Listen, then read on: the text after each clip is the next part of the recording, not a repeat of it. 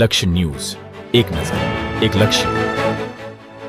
જય માતાજીના નાદ સાથે ધાંગ્રધાથી પાટડી ધામમાં પગપાળા સંઘ રવાના થયો। સંઘનું ઠેર ઠેકાણે સ્વાગત કરાયું। ધાંગ્રધાથી પાટડી અને ધામા ખાતેમાં શક્તિ માતાના મંદિરે પગપાળા સંઘ હરશક્તિ ગ્રુપ દ્વારા હરપાલ દેવ અને શક્તિ મંદિર ખાતેથી મંદિરના પૂજારી દ્વારા પ્રસ્થાન કરાવેલ। ત્યારે આ પ્રસંગે મોટી સંખ્યામાં ક્ષત્રિય સમાજના આગેવાનો લોકો ઉમટી પડ્યા હતા। ત્યારે પગપાળા સંઘનું શહેરમાં ઠેર ઠેકાણે લોકો દ્વારા સ્વાગત કરવામાં આવેલ અને સંઘમાં મોટી સંખ્યામાં લોકો જોડાયા। ધાંગ્રધા ગ્રીન ચોક ખાતે હરપાલ દેવની પ્રતિમાએ અને શક્તિ મંદિર ખાતે મહાઆરતી કરી પગપાળા સંઘને શક્તિ માતાના પૂજારી ઝાલાવાડા ક્ષત્રિય સમાજના doctor ST. Jhala, Mohansinh Jhala, additional collector Kuldipsinh Jhala, Manoharsinh Rana, Lalitsinh Jhala, Bharatsinh Jhala સહિત આગેવાનો દ્વારા ધ્વજા આપી પ્રસ્થાન કરાવેલ। ત્યારે આ પ્રસંગે ક્ષત્રિય સમાજના આગેવાનો સહિત મોટી સંખ્યામાં આગેવાનો ઉપસ્થિત રહ્યા હતા।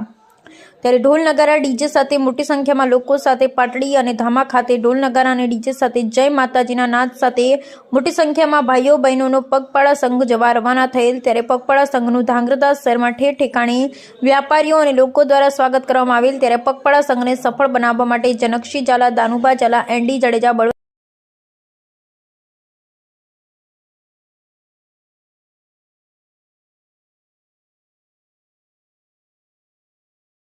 જય માં શક્તિ। આજે હળવદ ધાંગધ્રા આપણે ખાતેથી પાટડી અને ધામા ખાતે પગપાળા સંઘ ચાલીને જાય છે।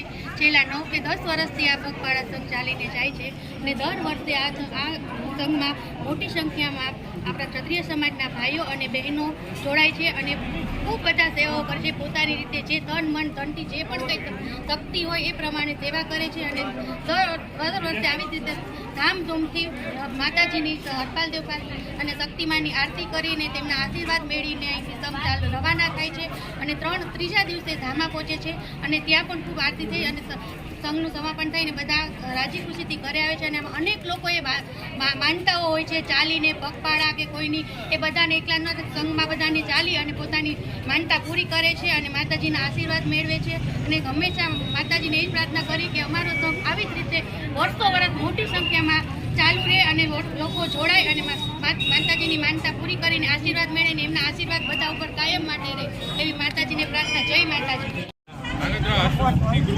અને ક્ષત્રિય સમાજ દ્વારા સતત 9 વર્ષથી આપણે શક્તિમાના માતાજીના મઠ પાટડી અને ધામા ખાતે પગપાળા સંઘ મોકલવામાં આવે છે। ત્યારે મોટી સંખ્યામાં ભાઈઓ બહેનો અને માતાઓ આ સંઘની અંદર જોડાય છે અને માતાજીનું સ્મરણ કરી અને આ 3 દિવસે આ ધામા ખાતે પહોંચે છે।